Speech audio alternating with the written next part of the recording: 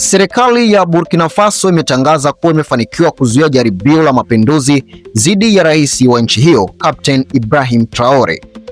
Taarifa hiyo imetolewa na Waziri wa Usalama Mahamadou Sana kupitia matangazo ya taifa, ambapo amesema kuwa mpango huo ulikuwa umepangwa kutekelezwa mwishoni mwa siku ya Jumamosi, lakini uligunduliwa mapema na vyombo vya usalama. Kwa mujibu wa Waziri Sana, mpango huo ulihusisha mauaji ya walengwa maalum wakiwemo maafisa wa kijeshi na raia, kuanzia na jaribio la kumua Rais Ibrahim Traore. Aidha, ilipangwa kuzoofisha kituo cha ndege zisizo na rubani drones, ambacho ni muhimu kwa ulinzi na operesheni za kijeshi nchini humo, kabla ya kuhusisha uingiliaji wa kijeshi kutoka nje ya nchi.